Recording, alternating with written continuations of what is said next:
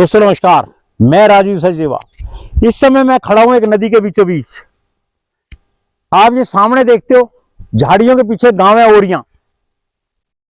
शायद आप ये सोच नहीं सकते, मैंने पहले भी एक बार वीडियो बनाया था, आपको ये शायद लोग सोच नहीं सकते होंगे कि आजाद हुए में 75 से 77 साल हो गए।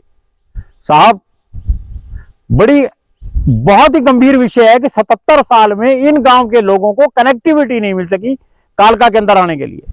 ये मात्र 300 फुट का शुद्ध पुल होगा। इस 300 फुट के पुल को सरकार नहीं बना सकी, चाहे कोई सरकार आई कोई गई।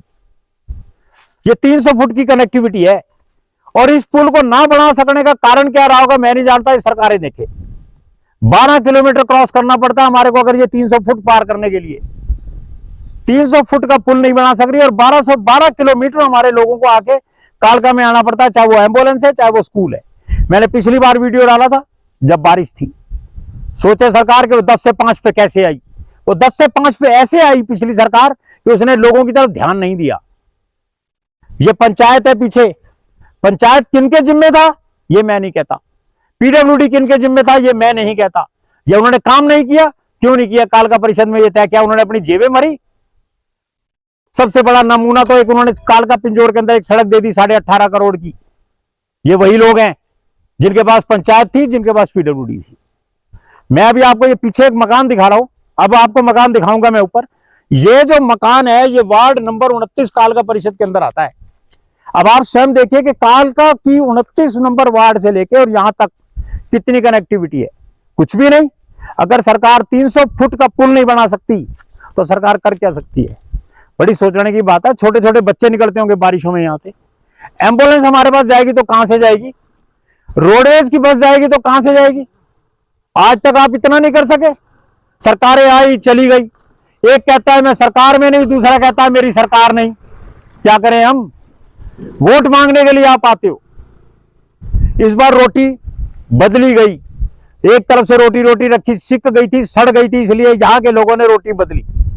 अब जो रोटी बदली है वो नए एमपी साहब आए हैं मेरे साथ, शहर की एक समाज सेविका है। ये मैं इनको इसलिए निवेदन करवाने लाया हूं यहां से कि आप अपने दम के ऊपर, अपने लेवल के ऊपर एमपी साहब से निवेदन करें कि उस 300 फुट के पुल को बनवाएं।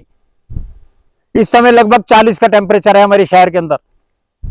साहब, बच्चा ऊपर से 3 किलोमीटर या 2 किलोमीटर पढ़ के पैदल आता है तो कैसे आता होगा। अब मैं आपकी बात कराऊंगा पवना कुमारी जी से ताकि वो आपको बता सके और जो रेफर करेंगे वो इसको इस पुल को आगे लेके जाएंगी, हमारी मांग को लेके जाएंगी एमपी साहब के पास। नमस्ते मैम। नमस्ते राजीव जी। मैम, आपने आज हालात देखे यहाँ के, जी, आपको क्या लगता है कि हमारे को आजाद हुए 77 साल हो गए लगभग? नहीं बिल्कुल नहीं लग रहा है। ऐसे लग रहा है कि बहुत यहाँ पे कोई रहने वाला ही नहीं है। लेकिन आप बता रहे हैं कि ओरियां के पास ये देखिए ये गांव है और यहाँ पे इतने लोग रहते हैं, यहाँ पे पंच सरपंच सब कुछ है। और हमारे विधायक साहब ने भी एक बार कोशिश की थी यहाँ पे पाइप वगैरह कनेक्टिविटी चालू करने की, बट हो नहीं पाया। और आगे भी हम लोग यही चाहेंगे कि मेरी जल्दी से जल्दी कोशिश होगी कि एमपी साहब से मैं मिलके ये ज्ञापन दूँ कि ये 300 मीटर का ये पुल 300 फुट का ये बनाया जाए, ताकि 12 किलोमीटर का जो रास्ता हमारे गांव के लोग पपलोहा से उधर को जाते हैं वो बचे। और जैसे बरसात वगैरह होती है तो बच्चों को इतना लंबा 2-3 किलोमीटर ना चलना पड़े। बड़ी सोचने की बात है। मैम, 300 फुट का पुल बनवाने के लिए साहब से निवेदन करने जाएंगी और मैं ये उम्मीद रखता हूँ नए एमपी साहब से कि जब आप कालका पिंजौर की पहली विजिट के ऊपर आए तो इस पुल को देखने जरूर आइएगा आप। धन्यवाद दोस्तों, धन्यवाद।